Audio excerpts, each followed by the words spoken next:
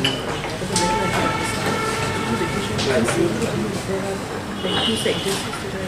chairperson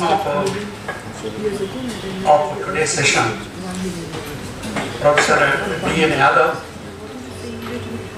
and Professor H.S. Upachai, chairperson, Wittgenstein Conference, and friends. At the outset, I express my deep sense of gratitude to Professor Pandey for giving me this wonderful opportunity to come over here and participate in this conference. For the past 3 days, I have been learning a lot by listening to various scholarly papers, participating in the discussions, and I take it a great opportunity to learn from you. My association with Professor Pandey was first at Nagarjuna University, Guntur, last year. I met him. Subsequently, our contacts grew further and further, and he finally made me to come over here, and thank you. The title of my paper is Gandhi and Wittgenstein, a comparative study with special reference to religious beliefs. The objective of this essay is to draw certain parallels between Mahatma Gandhi, the father of the nation, and Ludwig Wittgenstein, a profound Western philosopher of the 20th century, and discuss at length their views on religious beliefs. I have divided my essay into 3 parts. In the first part, I discussed the points of comparison between the life and writings of Gandhi and Wittgenstein. In the second part, I explained about their critique of Western civilization. And in the final part, I expounded the comparison between their religious thoughts. Both Gandhi and Wittgenstein are saint philosophers. But while Wittgenstein is an academic philosopher, Gandhi was not. Gandhi was more a social reformer and freedom fighter and led several Satyagraha movements in South Africa and in India. Both of them advocated values of human life. They considered that mere scientific and technological progress is not real progress. To them, real progress consists in the pursuit of values. In Gandhi's writings and speeches, we find many references towards moral and spiritual values. So also Wittgenstein focused upon ethics, aesthetics, and religion as human values. Both Gandhi and Wittgenstein consider values as transcendental. They go beyond science. Wittgenstein and Gandhi did not meet with each other. Probably Gandhi might have not known that a genius for excellence like Wittgenstein did. However, Wittgenstein knew about Gandhi. This is obvious from Raymond's remark that Wittgenstein had advised his student A.J. Shah to go back to India and follow Gandhi. Both Gandhi and Wittgenstein led a simple life. They lived with a detachment outlook. Gandhi did not procure and preserve material wealth for him and for his family. In South Africa, then Gandhi was given a number of gifts of gold and silver, studded with diamonds and rubies. He did not retain them for personal use, but constituted them into a trust for public use, in spite of Kasturba's insistence to retain them for their family. Like in Gandhi, we find a detachment outlook towards bodily pleasures in Wittgenstein's life. He did not retain the property inherited through his wealthy family. On the contrary, he gave it to his brothers and sisters and led a simple life. Fania Pascal, his Russian teacher, wrote that Gandhi discarded everything inessential and trivial, all the material things that make for comfort or relief. all pretense and adoption. He depended on a small select band of pupils and disciples. This was only that bound him. Both Gandhi and Wittgenstein are truth seekers. This was what Professor Kramer was explaining in his paper Extract. Gandhi called his autobiography as My Experiments with the Truth.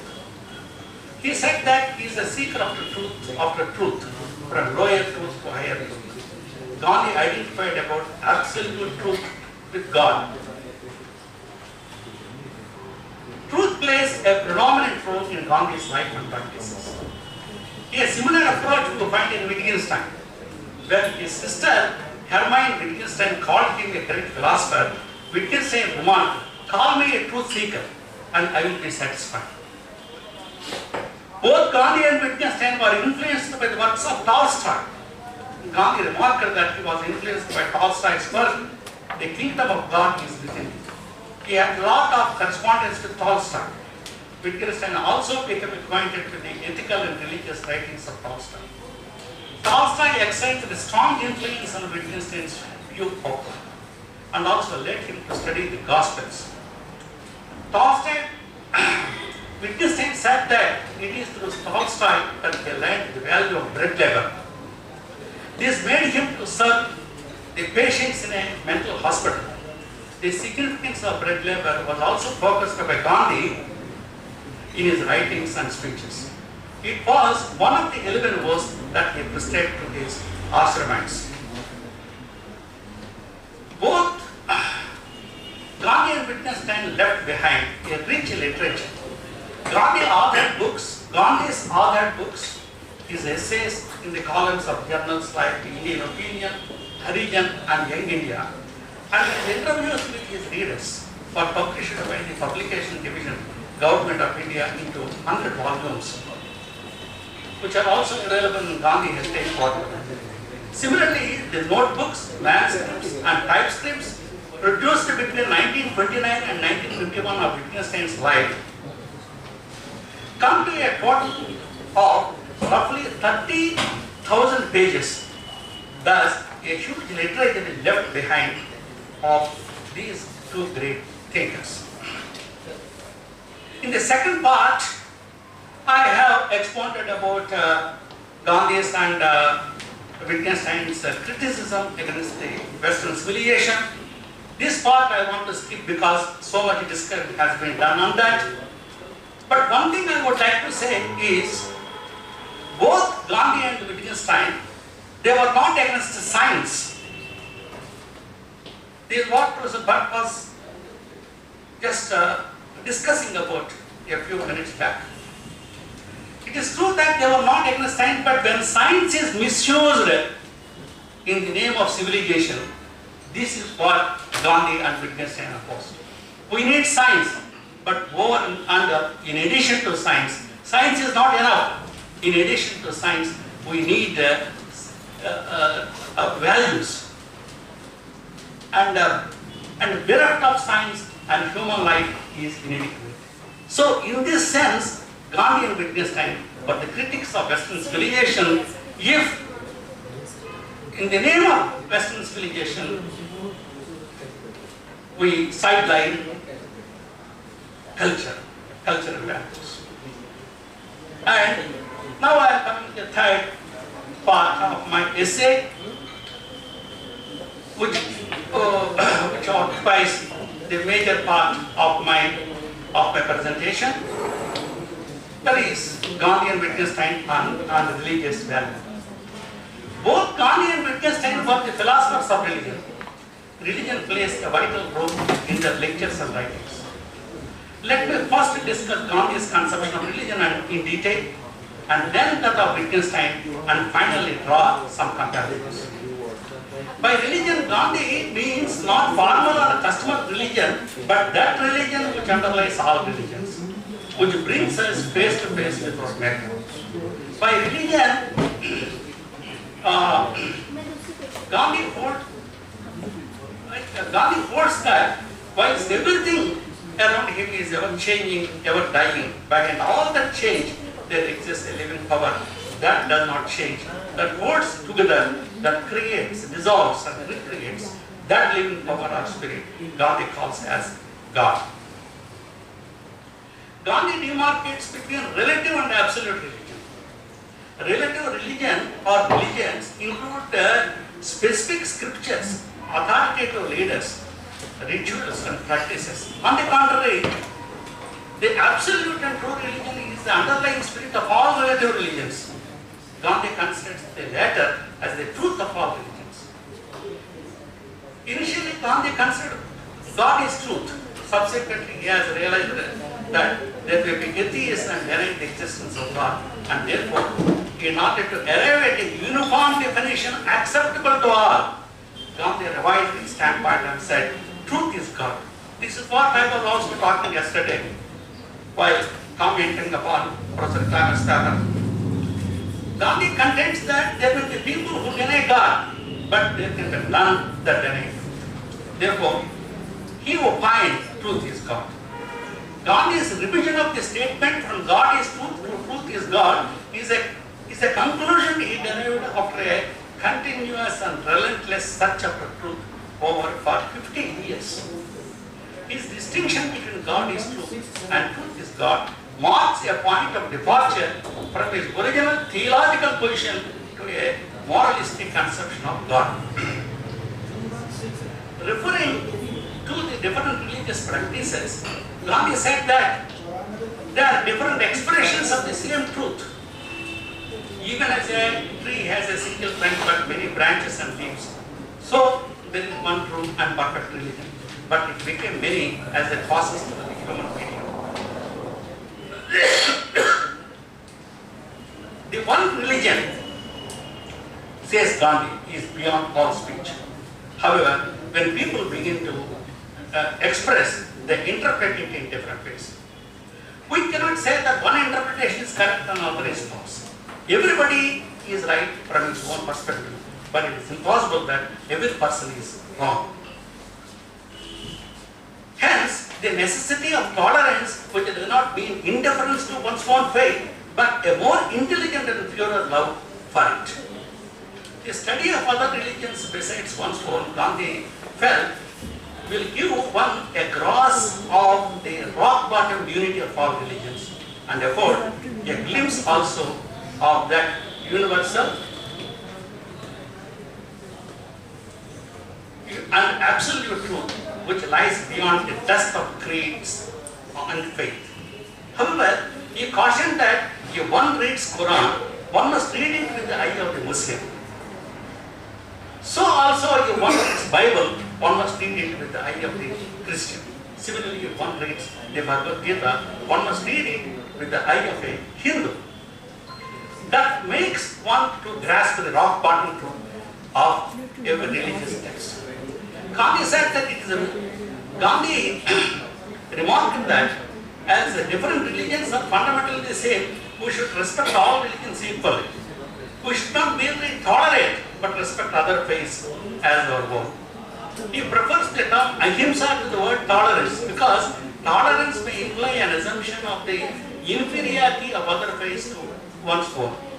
But ahimsa teaches the same respect for other religious faiths as we accord to our own. Respect to other religions, says Gandhi, one should practice in one's life instead of merely preaching to others. Just like a rose does not preach, but simply spreads its fragrance by its very presence. So also, says Gandhi, one should not merely indulge in long lecturing about religious harmony, but practice it in his or her life. In fact, this is what Gandhi did in his life. He practiced what he taught. In view of his commitment to religious harmony, Gandhi opposed to religious conversion. He said that if a Christian will come to him and said that he was captivated by reading Bhagavad Gita and so wanted to declare himself a Hindu, Gandhi would rather advise him not to do so because what Bhagavad Gita offers, the Bible offers too. Instead of getting converted into a Hindu, Gandhi holds the Christian should attempt to become a better Christian. Thus Gandhi did not permit proselytizing. His English disciple Mrs. Slade Biraben was never converted to Hinduism. Similarly, Richard Gregg, who wrote extensively on non-violence and stayed in Gandhi's ashram, never became a Hindu. Gandhi felt that the different religions are just labels under which people live in this world. However, in the other world, people are judged not with reference to these labels, but with reference to their actions. Like Gandhi, Wittgenstein had a long interest in religion and claimed to see every problem from a religious point of view. But he never committed himself to any formal religion. He said, I am not a religious man, but I cannot help seeing every problem from a religious point of view. Von Wright observes that he did not know whether Wittgenstein can be said to have been religious in any but a trivial sense of the word. Certainly he did not have a Christian faith, but neither was his view of life unchristian pagan as was Goethe's. From this, we should understand that Wittgenstein was not religious in the traditional way. He is not a religious person in a way usually people are, because he did not belong to any church or engage in any formal religious rituals. For him, religion is a matter of belief without any explanation. To him, religion is not concerned with the explanation of facts. It has a separate domain, how we are to live. Like Gandhi, Wittgenstein too feels that religion must be practiced rather than talked about. He said, if you and I are to live religious lives, it must not just be that we talk a lot about religion, but that in some way our lives are different. To Wittgenstein, all religions are wonderful.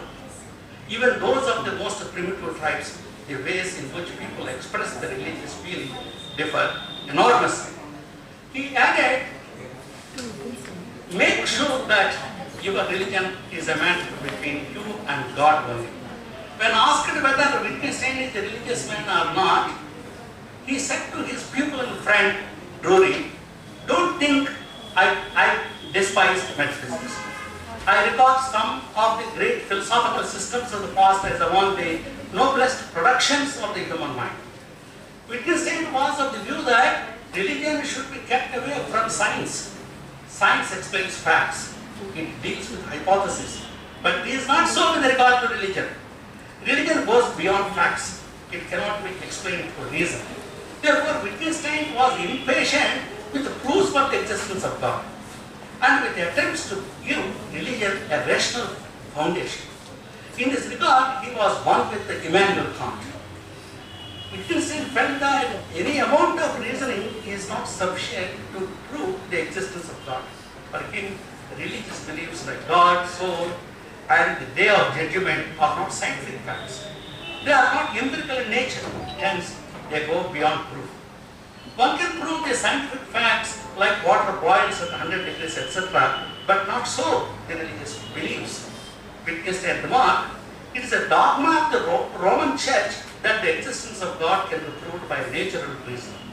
Now this dogma would make it impossible for me to be a Roman Catholic. If I thought of God as another being like myself, out myself only finitely more powerful, then I would regard it as my duty to defy him. Wittgenstein distinguishes between religious faith and superstition. One of them, he remarked, results from fear and is a sort of false science. The other is trust. Wittgenstein did not believe in future life.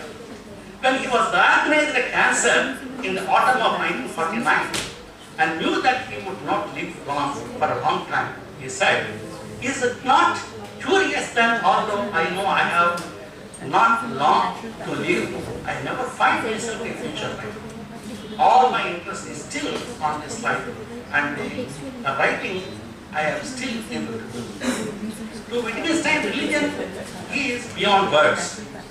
He said, the symbolism of Christianity is wonderful beyond words, but when people try to make a philosophical system out of it, I find it disgusting. His point is that scientific facts are non-empirical in nature. He observes that logic is the essence of language. It can be shown, not said, but religion is not logical. Therefore, it is neither said nor shown. It is only a mystical experience. In cultural value, Wittgenstein argues, the way you use the word God does not show who you mean, but rather what you mean. Wittgenstein wins that there is a close relation between religion and ethics. Religion, ethics, aesthetics, and our values of human life, and as such, they go beyond the boundaries of language. He observed that though these values cannot be expressed by language, we can't stop the temptation of expressing them linguistically. In this sense, it is a misuse of language. While discussing religious beliefs like God, immortality of soul, and the last judgment, Wittgenstein was concerned with the meaning of these. According to him, these words have meaning not because they are existing in the external world, but because they are useful. Here, his earlier picture theory was replaced by use theory. Though Wittgenstein did not explicitly state the importance of religion in his earlier work Tractatus, he implicitly stated its importance by his remark in Tractatus when he said, whereof one cannot speak, thereof one must be silent. However, he explicitly stated the importance of religion, ethics, and aesthetics in his later work Investigations. In fact, Tractatus and Investigations are not totally opposed to each other. The latter is the continuation and the culmination of the former. So much discussion has been done. I am sorry I am repeating some of these things. Wittgenstein wrote in the preface of the Investigations, it seemed to me that I should publish those old thoughts and the new one together, that the latter could be seen in the light only by contrast with and against the background of my old ways of thinking. Suresh Chandra compares Wittgenstein's Tractatus with the Old Testament and the Investigations with the New Testament. He said Wittgenstein's early work was like the Old Testament, where the hopes were realized. His later work is like the New Testament, where those hopes were fulfilled. New Testament cannot be detached from Old Testament. Wittgenstein's later views are only the culmination of his earlier views. Earlier, he created only the body. Now, he has put a head on the body. What Wittgenstein feels about the Bible seems to be true about his views on religion. One can see Old Testament as the body without head, and the New Testament as providing the missing head. We can draw some parallels between religious thoughts of Kant and Wittgenstein. We find in Kant's philosophy a clear-cut distinction between phenomena and noumena. So also we find in Wittgenstein a distinction between facts and values. From the above, sir, please conclude, sir. Yes, I am completing within 5 minutes. From the above account, it is obvious that both Wittgenstein and Gandhi evince an interest on religion that occupies an important subject in the writings and lectures. However, there is a basic difference between them. While Wittgenstein examined religion from a philosophical point of view, Gandhi's approach towards religion is a plain man's talk. Wittgenstein is a philosopher of language. Therefore, he examined religion from the linguistic viewpoint.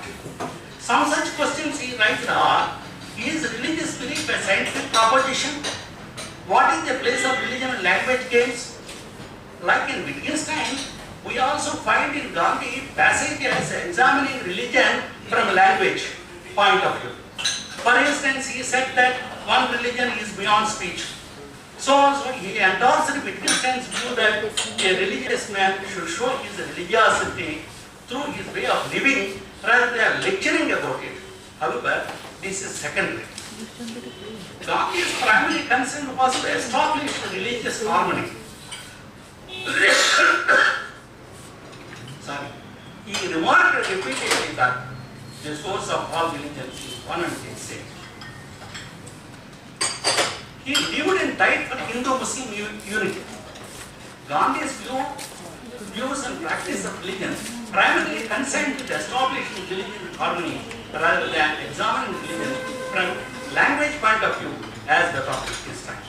Thus, there are certain subtle differences between these two thinkers, though both of them were the promoters of religion. Both Gandhi and Wittgenstein considered the intimate relation between religion and morality. Gandhi never separated religion from morality. He said that they are as inseparable as that of water and sea. True religion and true morality, said Gandhi, are inseparably bound up with each other. Religion is to morality what water is to sea that is sown in the soil. A man, said Gandhi, cannot claim that he is religious and at the same time living an immoral life. Thus, Gandhi identifies religion with morality. A similar view we find in his time. He considered religion as a way of life. He has identified religion with ethics and aesthetics. For him, they are transcendental in nature. Both Gandhi and Wittgenstein consider religion as a value. It goes beyond empirical observations. To conclude, both Wittgenstein and Gandhi are saint philosophers. They were influenced by the writings of Tolstoy. Both of them led a simple life. They lived with a detachment outlook. They were the seekers of the truth. They were the critics of Western civilization and upholders of values. Though both of them were the advocates of religious value, there are certain subtle differences between them in their approaches, as I explained in the course of my presentation. Thank you very much.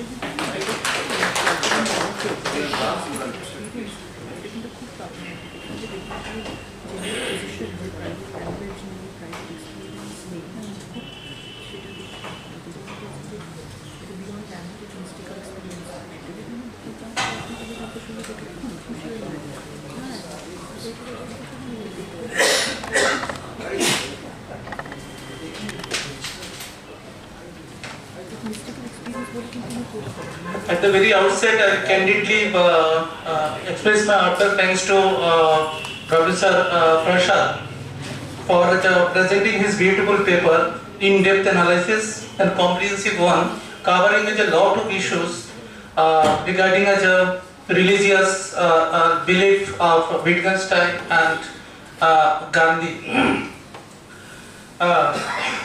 According to Prashad, both the Wittgenstein and Gandhi is a rich, both are saint philosopher, having a rich literatural background. They did not meet with each other, even though they were influenced by various writings of Tolstoy, with obvious remark from Roy Mons. And both of them actually led a simple life, and according to Prashad, both the truth seeker and so on and so forth. But when we actually attribute such token, linguistic token, say for example, the same philosopher, I think we have to a little bit of cautious about the dimension of the term that is the saint. So as far as my observation goes, even though both of them have been attributed same philosopher, part the usage of the term or the meaning of the term of saint that is used in Wittgenstein and also used in Gandhi perhaps very different in nature. Again, I do agree with both the seeker of the truth, but in different degrees from different perspectives, which I think are not in the same sense.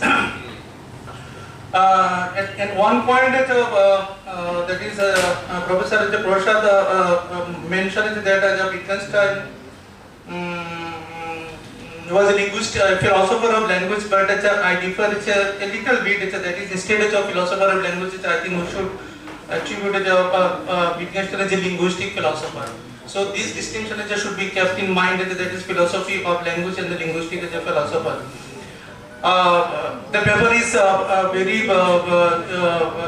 beautiful, having a lot of insight, but at the same time I feel that there are some that is using of the term that is Prashad has used it in various that is pages. I think it needs some clarification, further clarifications and stimulation as well. Overall, I am happy to be a commentator of Professor Prashad's paper, but at the same time, I do disagree in some much of the portion of his paper. But this is my own interpretation. I think everything is just like that. Nothing is new. So I just my article to Professor Prashad for his beautiful presentation. Many good aspects are there, but only a few clarifications are there regarding the term which is saying truth seekers. And also another point is that initially Gandhi started that is God is truth and God is truth. Okay, and then he actually reshuffled his earlier slogan that is truth is God.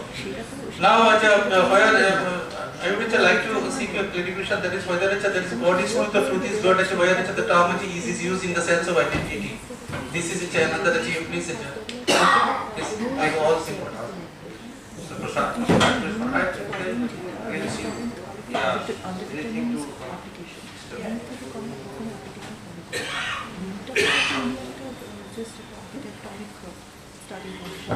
I know we are running out of time and I must be very brief.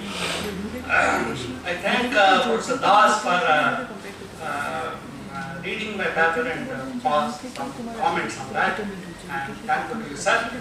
And I used the word saint when he said that both Krishna and Gandhi were saints. I feel in the sense that both led a detachment outlook.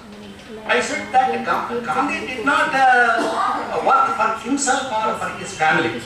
I have given the example where a lot of gifts were given to him in South Africa. But Kasturba Gandhi insisted that these gifts must be kept for his family and for his future daughter-in-laws. But in spite of that, he did not heed the words of Kasturba Gandhi. And he has formed all those costly gifts as a person. It is one example in Gandhi's life, and there are several such examples. So, Gandhi led a detachment outlook. And such a detachment outlook also we find in Wittgenstein's life, in the sense that very huge property was inherited from his father. Wittgenstein was not attached to that, and he left it to his brothers and sisters. So, because that kind of detachment outlook is there, I mean, both in Gandhi and Wittgenstein, I have used the word saint. Second thing is, both are truth seekers. It's true, truth seekers. Sir, that Gandhi is a truth seeker and also Wittgenstein is also a truth seeker. And Gandhi calls it the truth as God.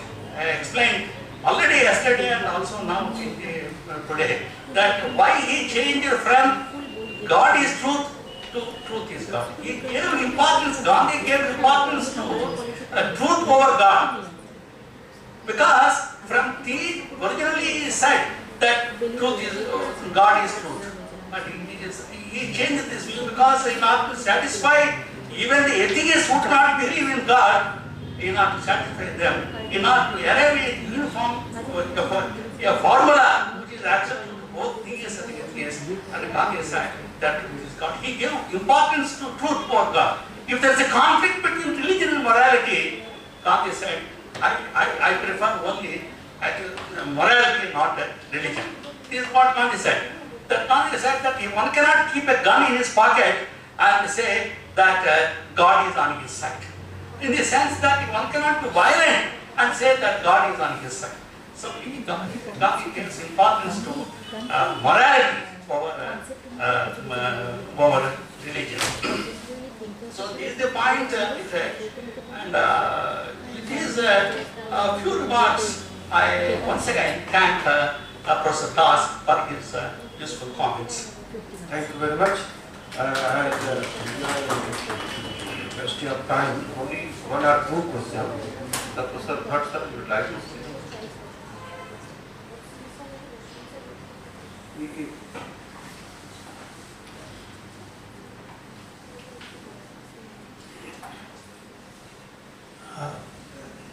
The paper is quite philosophically sound, but if we have to relate it to the let us say, religious practice or religious fanatics. They are not less religious. They are fanatics. They are willing to die. Yet, two religious people might conflict and violence might erupt. If that is the case, did Gandhi and Wittgenstein fail to understand religion at some level? That is the question that comes to my mind. Any other? Anybody else?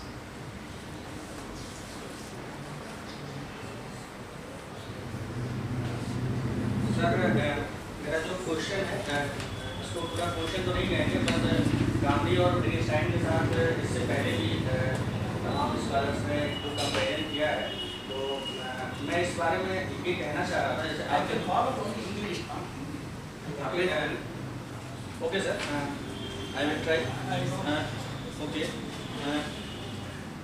you will to say that Wittgenstein and Gandhi both are truth seeker. Can you clear that which kind of truth seeker Gandhi and I think Wittgenstein is not a truth seeker. He is only clarification of propositions because in truth वो केवल Actually, he wants to say, I think, Wittgenstein just tried to clear the meaning, the proposition, and he is not to seeker like that, like Gandhi. The main point. विटगेनस्टाइन जो भी खोज करना चाह रहे थे उसके लिए वो साइंटिफिक मेथड ही फॉलो कर रहे थे पर वो जब वो ट्रुथ और फिलॉसफी पे आते हैं तो केवल क्लैरिफिकेशन की बात करते हैं वहाँ पर वो खोज नहीं करते हैं खोज जब भी करते हैं तो वो साइंटिफिक मेथड को फॉलो करते हैं Gandhi?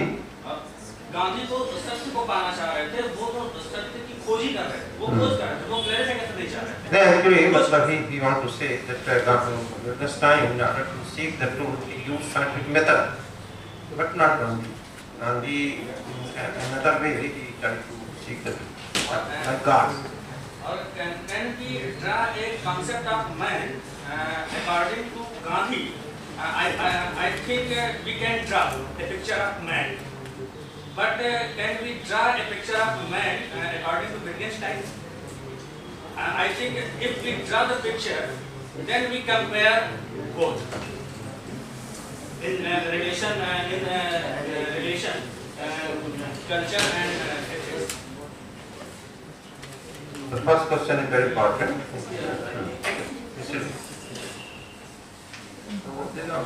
Sir, I have a question.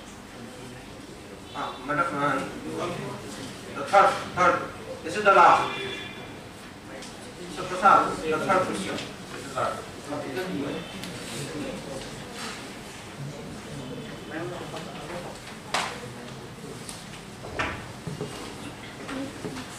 Sir, may I ask a question?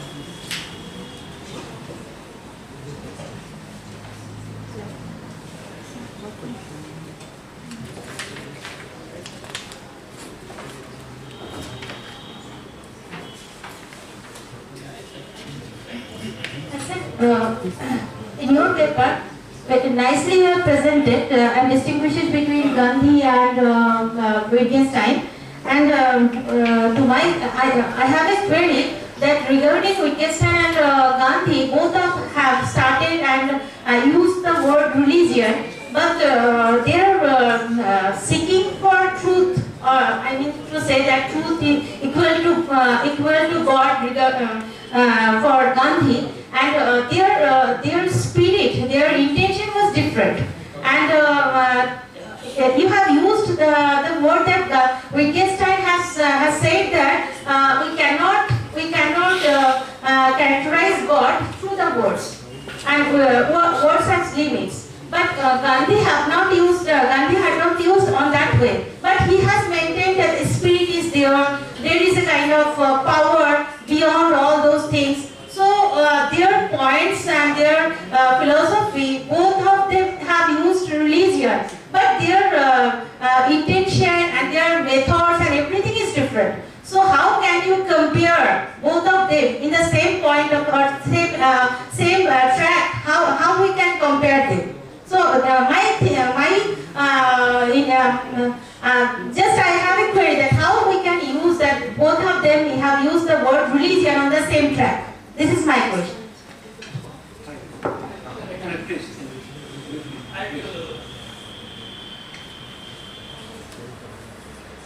I will try to briefly answer the questions that are raised.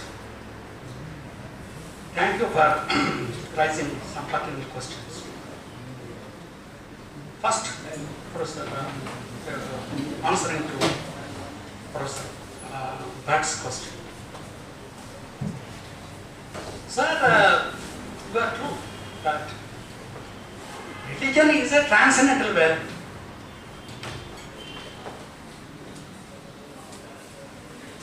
Human being, he invokes God and some supernatural powers and religion, religiosity, for a spiritual, as a spiritual value. But if in the name of this religion, if we are creating chaos, if we are creating violence, if we are creating disturbances and leading some kind of separatism, such a kind of religion is not needed. That means we are misusing religion. Religion aim, as Gandhi said, or as Wittgenstein identified, religion should be identified with morality, or religion must be intimately related to morality. So, if at all we have any religion, it should lead a moral life. It should help us to lead a moral life, ethical life. But if this, in the name of religion, if we do immoral things, if the religion will lead to violence, clashes, and separatism, such a kind of religion, both Wittgenstein and Gandhi did not approve. So, we need religion, but religion, in the name of religion, human being should lead a constructive life, not a destructive life. Referring to the second question, truth.